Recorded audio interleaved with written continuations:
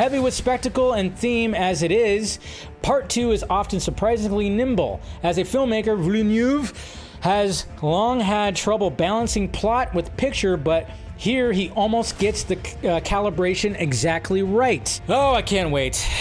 Can't wait. I got a little tingle in my jingle reading some of those right there.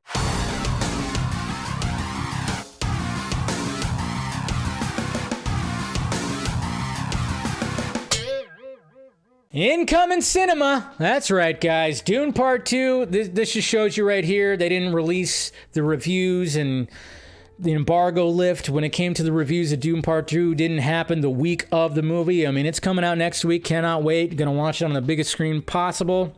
But they knew that everybody's just going to be raving about this movie. And apparently, pre-sales are doing pretty well when it comes to Dune. So I'm hoping that since we get in Dune Part 2, and I can't wait this weekend, I'm going to watch Dune again. I haven't watched it in a bit. So I'm going to rewatch it this weekend and prepare for next week. Cannot wait. Very excited.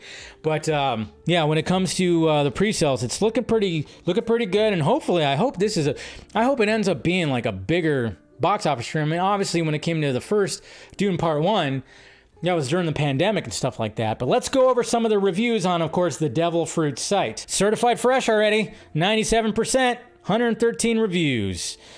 Can't complain about that. So at least there's all that. And look at all these. Look at all those fresh tomatoes.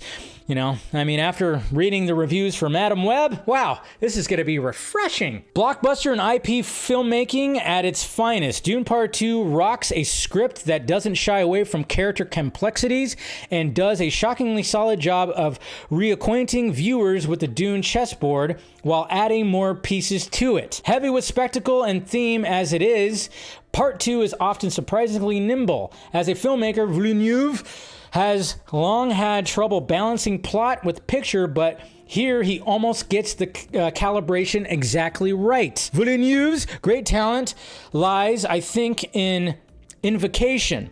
He may be less perfect when he comes to conclusions, but he's brilliant at summoning a sense of doom, a suddenly appeared spacecraft, a sandworm, a spectacular feat of science fiction filmmaking marrying immersive world building with engrossing storytelling. As blockbuster movies go, Dune Part 2 is a thrilling ride that totally earns its 2.5-hour running time. The filmmakers add much needed heft and their display of virtuoso filmmaking by adding serious real life themes. Though visually a knockout, Denis Villeneuve's second installment repeatedly sheds momentum, something no 166-minute epic can afford to lose. Oh, I can't wait.